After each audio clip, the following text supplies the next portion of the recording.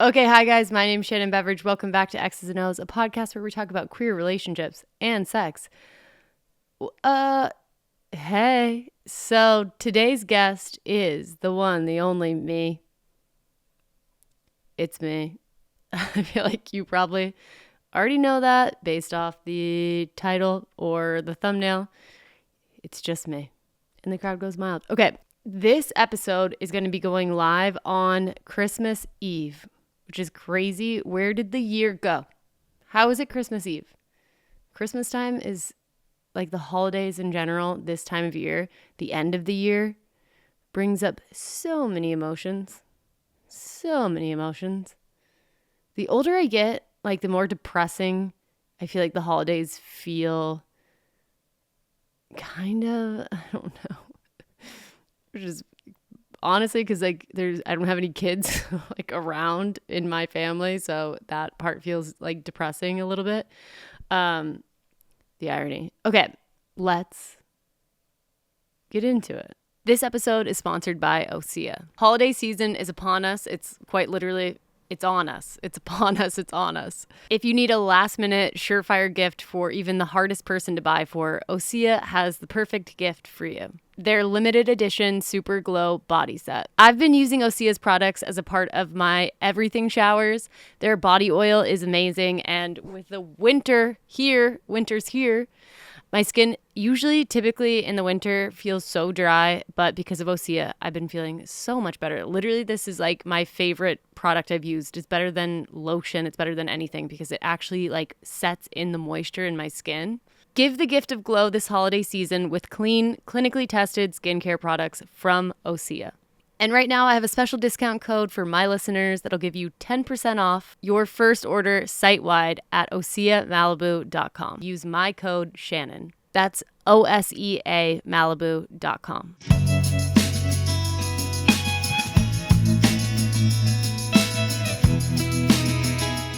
This has been literally the craziest week. Just such a crazy week. It's Thursday that I'm filming this. Yesterday, Becca and I posted a podcast episode on her podcast discussing our breakup. Today and yesterday have been full of reactions from people, their feelings about that video. Lots of reactions to the podcast, to the breakup, to the reasons, to everything about it. And I'm going to talk about it obviously a little bit today, but I'm also just going to do like a little bit of a Q&A. I also just like, this has been a crazy week for so many reasons. Like that was happening. We were breaking up. We were recording a podcast. We were posting a podcast. I was also filming episodes of my podcast while we were kind of like breaking up and with like really big guests. And I don't even know if I was like doing a very good job because I was so scatterbrained. Doing anything on social media is so confusing and like kind of difficult because your life doesn't stop as you're scheduled to record things. I guess not even social media, everything, every job is like that. But there is something particularly interesting about having to be on, like being sad or being stressed or being anxious or like going through a breakup or whatever it could be, and then being on camera and being like, hey guys, you're kind of like, it's like forced disassociation. Like you're forced to disassociate from your own feelings in a way that just like obviously cannot be healthy. I don't know. Thankfully, I'm in therapy. So I tune in with my emotions and I tune out. And then I analyze them a lot, and then I don't allow myself to feel them very much, and then I feel them a little, and then I tune back out. So there's a lot of like tuning in, tuning out, tuning in, tuning out. I don't know. Yeah, I guess just so you know, like I'm going through a breakup currently. If you missed that somehow, I am going through a breakup. It is terrible. Breaking up is always terrible. There's never a breakup ever where you're like, woo, this is awesome. I don't think. There's so much grief and confusion and bad feelings and good feelings, like good feelings sometimes of like we're doing the right thing, whatever. There's so many different things that happen when you break up. I'm going to start with a little bit of a Q&A. I'm going to tell you guys some of my 2025 resolutions or goals or thoughts or opinions. I guess resolutions. Also, I got these questions from Instagram. If you don't follow me on Instagram, my handle is @nowthisisliving on everything. It's at nowthisisliving. So if you want to follow me, please do. Okay. The first question I got, the first thing I wrote down was, how do I not hate myself for being gay?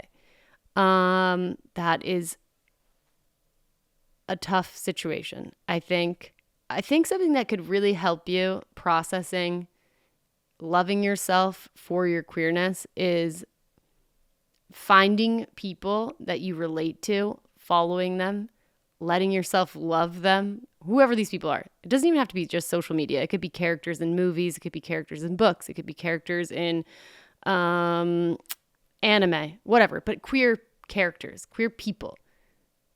Follow them, watch them, love them. See that they are lovable people, and let that a little bit heal yourself and see that like you are a lovable person. You being gay does not make you unlovable. And it might help you realize that if you love other gay people. Does that make sense? That was just like my first reaction when I saw that question. And I was like, I feel like that helped me a lot when I started to admire gay people. And I had these gay like icons I looked up to, like Tegan and Sarah and Ellen DeGeneres at the time. And all these people all these people. At the time, there weren't that many. But I could see them and I could love them. And then that helped me love me. So I hope that you can do that. And I hope that you just know deep down in your bones that gay people deserve to be loved. And if you are a gay person, you deserve to be loved. And you are lovable. And you are amazingly perfect. Even as a queer person. Especially as a queer person. I think it makes you, honestly, in my personal opinion, more lovable. And also give yourself grace. Give yourself time. Know that the feelings that you're feeling are not,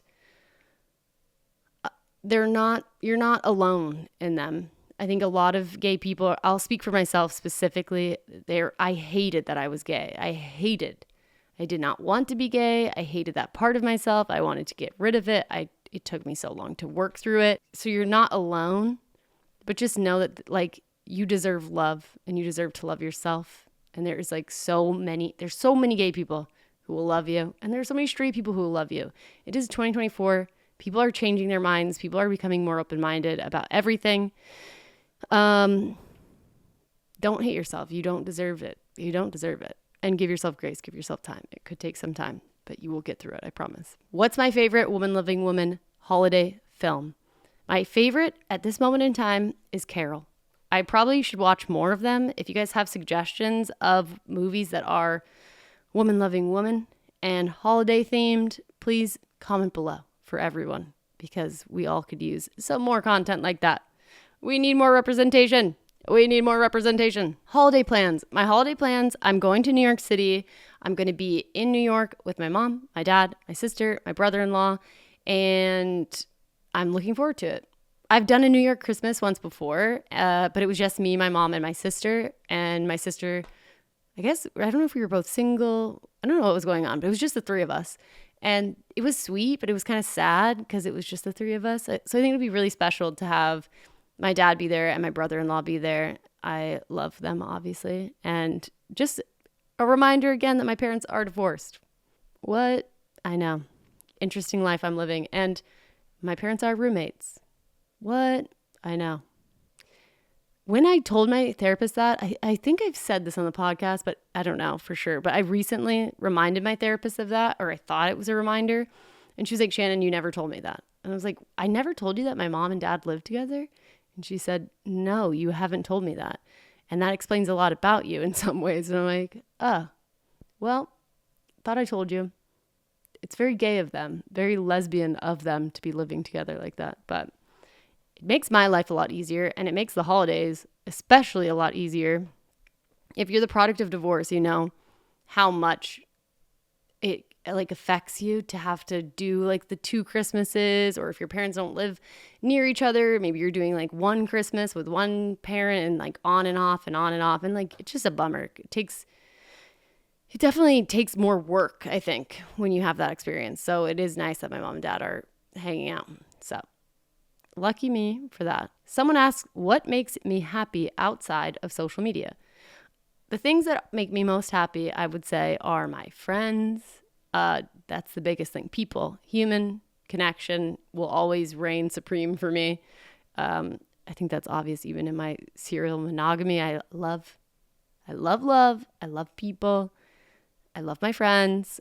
And I love to watch things on TV. I love watching movies. I love watching queer stuff, but I also love watching The Office. I've been watching The Office with Becca the last few weeks. That's been so nice. Other things that make me happy. Hobbies. I am a lesbian that loves a good hobby. Show me something once, I will learn how to do it. Guess what? I will forget I learned how to do it about 2 weeks later, and I won't pick it up again for a while. Did that with whittling. I still have my kit. I got a lot of wood. I have a lot of wood sitting around waiting for me to whittle it. And I will get back into it. But like any hobby is fun for me. Photography is a great hobby for me. Whittling, never forget. Painting. I like to paint every once in a while. I like to make, I don't know. I like to do things with my hands. Like anything that's like more tactile, I think. And anything where I can put my fucking phone down. Ugh, what a joy. What a joy to put my phone down. The irony of the question being like, what makes you happy outside of social media? Social media makes me a lot of times not happy. Truly, which is ironic because it also is my job and it does make me very happy. I love to do my job. I love my podcast. I love to share with y'all. I love social media and I hate it at the same time. One of my biggest goals and one of my resolutions for 2025 is to read more books. Sarah Schauer made a whole TikTok that I just thought was so inspiring and beautiful and amazing. And I really love them so much. Like the content that they make is chef's kiss. They're so insightful all the time. They say like the coolest, most interesting things. And I love them for that. But I'm going to link the TikTok. But they basically have been reading a bunch of nonfiction books in 2024 so that they can learn more about other communities and connect more with culture, with life, with everything. And I was like, wow, I really want to do that. I've been reading a lot of nonfiction. No, did I say fiction or nonfiction? I'm 32 and I still will fuck up fiction and nonfiction. Please tell me I'm not alone. And I second guess myself. I'm like, which one is the right one? Nonfiction feels like it should be like not real, but nonfiction is real and fiction is not real. Do you struggle with that? Am I alone? Okay, sorry. Another thing I wish would make me happy is working out. It honestly, I'm like, I crave an addiction to working out. I'm like, how do I trick my brain into thinking I love to work out? I'll get into it for a second. I can hyper focus for 5 minutes. Cannot, for the life of me, convince my brain that working out makes me happy enough to keep at it. So that's another goal for 2025. Do I ever get anxious before I do an interview? Yes. I get so anxious before some of my interviews, especially if I don't know the person beforehand, because there's so much like social, like this, it's so weird having like a podcast and interviewing someone, starting the interview with small talk and trying to be like, oh my God, and where do you live? And what do you like? But like really, really light conversation. And then being like, okay, come in here and we're going to film the episode. And then I'm like, what was it like growing up gay? It's sweet, but it's deep and it gets deep fast with some people. And some people it doesn't get deep fast. And then I get stressed and I'm like, am I not doing a good job? What am I going to say next? Sometimes I think a lot of people with ADHD even struggle with this in life, not when you're interviewing someone, but when you go to dinner with someone and you're like, what, you're listening, you ask someone a question, you're listening to them answer the question and you're thinking in your head, what am I going to say after that? In a podcast format, it feels even more like this pressure of don't let any dead space be there. No dead space, no quiet. Keep going. And it's such a stupid thing. I should just give more space and be like, oh my gosh, that's interesting. But instead I just keep saying totally, which another goal of 2025, say totally less. Jeez. Oh, also, I wonder if anyone else has this. Do you ever, when you're nervous and you're talking to someone, feel your lip quiver or like your eye quiver, like there's a quivering happening? I get it in my voice when I'm really nervous, my voice quivers. I don't think people can hear it, but I can feel it. When I'm doing an interview though, I'm like looking at someone, I'm like, is my lip moving? Like, and then that's what I'm thinking about. I'm like, is my lip a little bit moving? Am I smiling? And it's like, you probably can't even see it. I don't know if they can see it. And then I'm thinking about if they can see it while it's happening. Anxiety. Okay. Do public breakups get easier?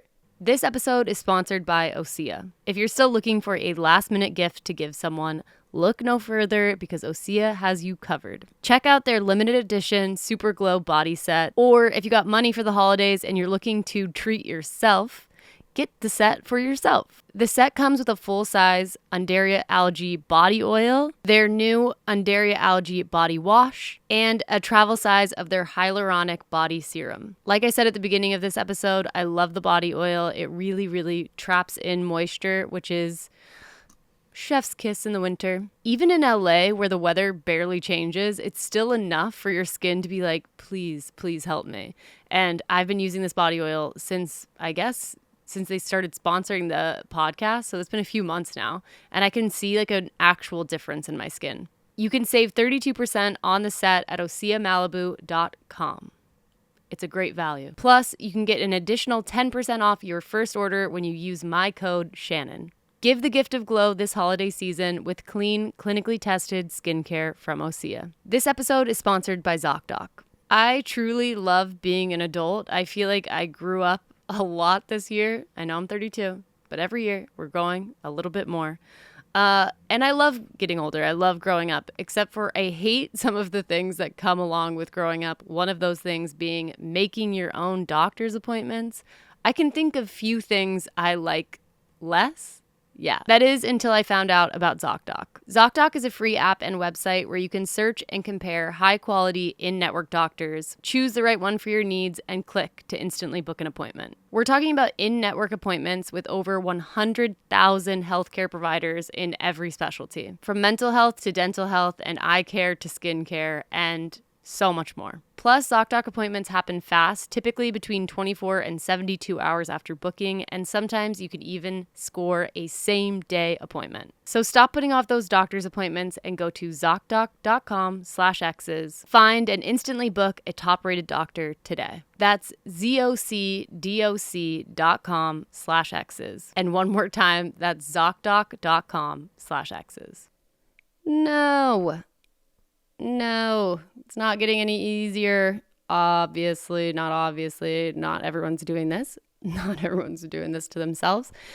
No, public breakups do not get easier. TikTok has made a public breakup a hell of a lot worse, like way, way worse than my first experiences with them. Yeah, because I couldn't really see as much feedback. Like I could see the feedback. I could read the feedback. I couldn't see the feedback.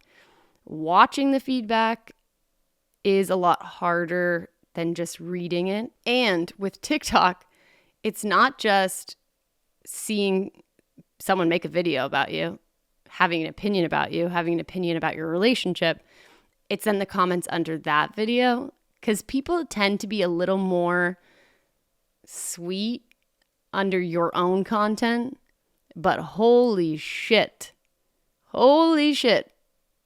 do they feel comfortable saying whatever they want under someone else's video, especially if the video itself is very opinionated.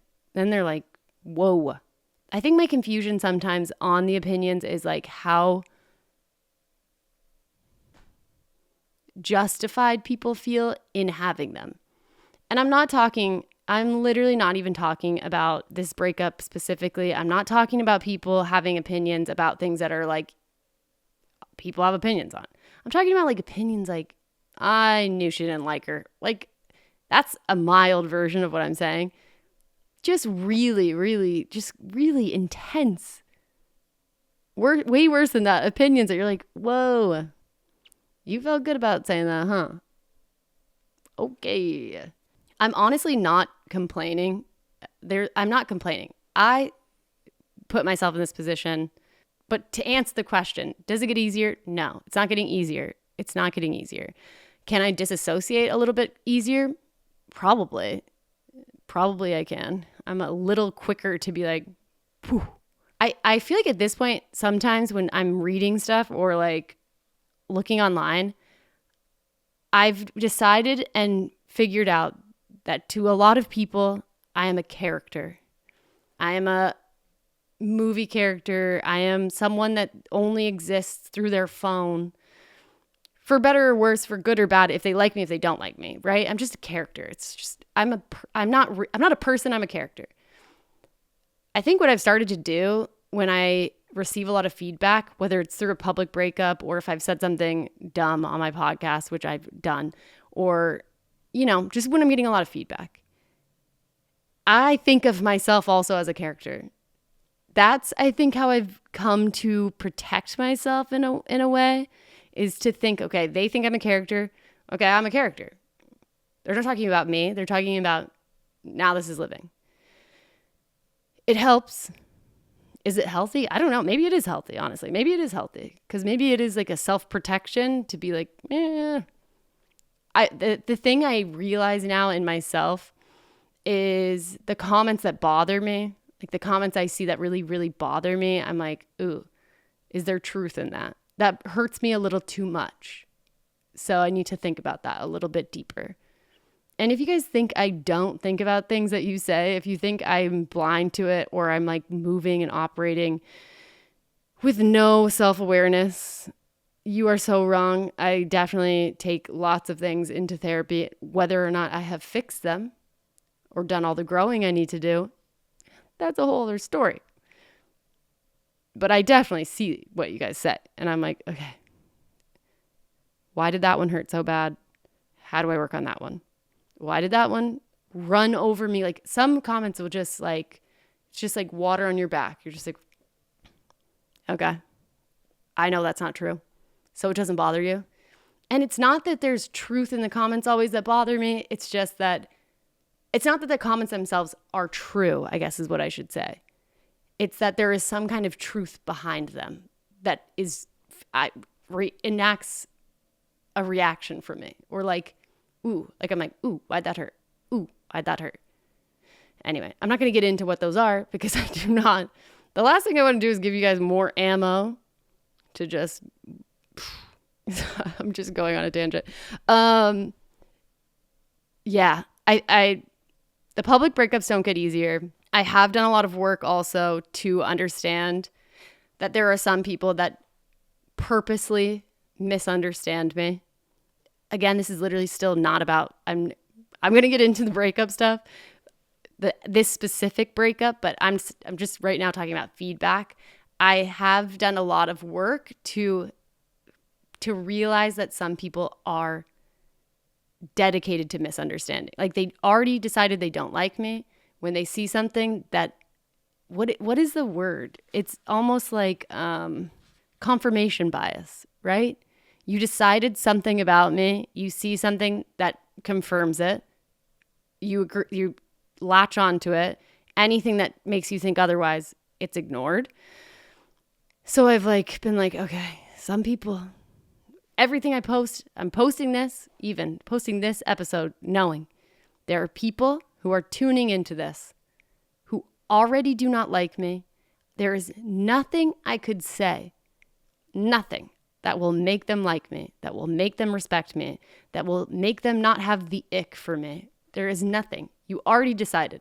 So anything I say that you're even like, I kind of like that she said that. Anything you say that's like, and that's the ick. It's going to be like, there it is. I have to do that work so that your opinion doesn't hurt my feelings so badly. I am a person. I know I'm a character to some of you. I am a person.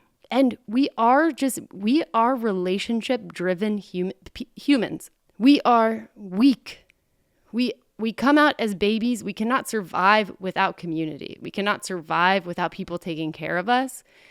And so we care what people think about us. I don't care who you are. I don't care how strong or thick your skin is. Everyone cares what people think about them. Everyone wants in some way, shape, or form to be liked. I know no one cares about this. You guys just want to know about the baby thing. And I get it.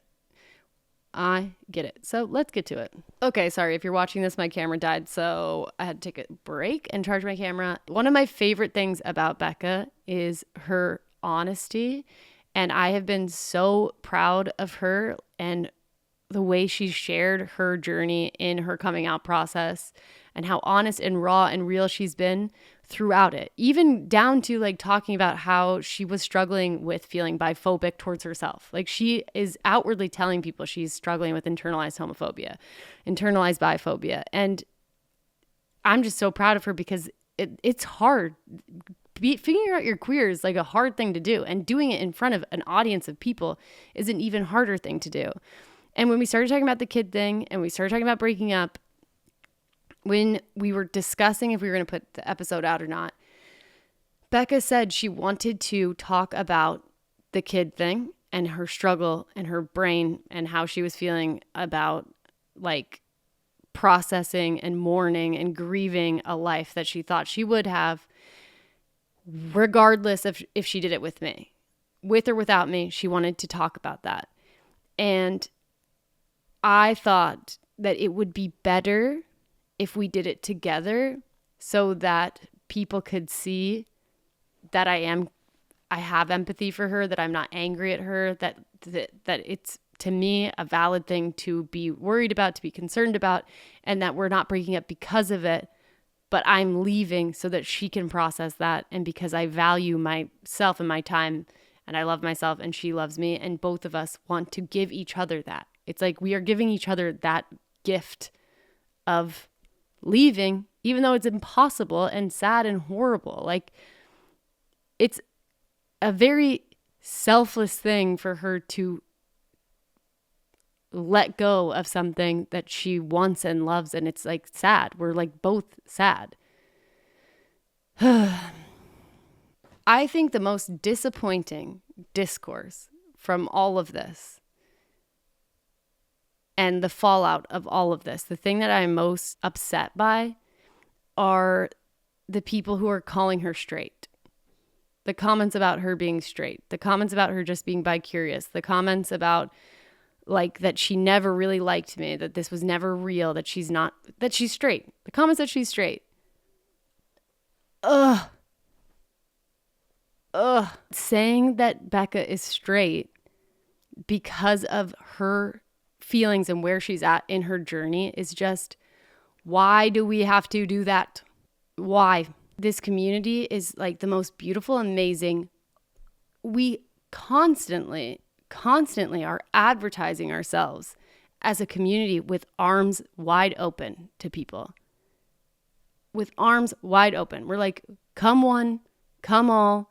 If you are queer, if you are gay, if you are gender nonconforming, if you are trans, if you are this, if you are that, if you are bi, if you are pan, arms wide open. But it's not, it feels conditional. It feels conditional. And it makes me so sad. At the end of the day, I think Becca's content has helped so many girls. I think it is for so many people. I think she's going to continue to do amazing things. And I think she will do it because she is being honest and brave and telling people how she feels when she's feeling it. And I just hope she doesn't stop telling people how she's feeling about things. I hope she doesn't stop sharing what she feels, because I know that she is not alone in her feelings, because I felt them myself. I mourned a life that I thought I was going to live or was supposed to live, not just about biological babies, not even about babies at all, about a husband, about kids, about where I lived, about a white picket fence, about a golden retriever in the backyard. I mourned that life. I mourned it. And I now am in a place where I am so excited and proud and happy, and not only like done mourning, but embracing and celebrating the life I get to live. That's where I am. Becca is not there yet. She has not done all the stuff that she has to do to be where I am. And I realized that. And I think I wasn't naive to it, but I chose to avoid it in a lot of ways because I didn't want to deal with the consequences of potentially having to lose her But I'm glad that we're talking about it today rather than 3 years from now, rather than when we're actually planning for a future, having kids, or going through an IVF process, or going through an adoption process, which is work. It's work. That is more work. This has been literally one of the best years of my life. I loved this year. I love Becca. I loved our relationship that we had together. I will continue to love her and root for her and wish the best for her in all of the things that she has to go through and all the life she has to experience and all the things she has to deconstruct and all the queerness she has to process, whatever that is for her. She has every right to do it. And I don't love her less for telling me she wants to do that. And she doesn't love me less for letting her go to do it. I can't wait to see all the things that Becca Moore does. And I appreciate and love the year that I got to spend with her as my girlfriend. Thanks for watching this episode of X's and O's. I love you all. I hope you have an amazing holiday. I hope you have an amazing new year, because I won't see you till the new year. So that was a lot. This episode was sponsored by ZocDoc. Being an adult definitely has its perks. You can do what you want when you want, typically within reason.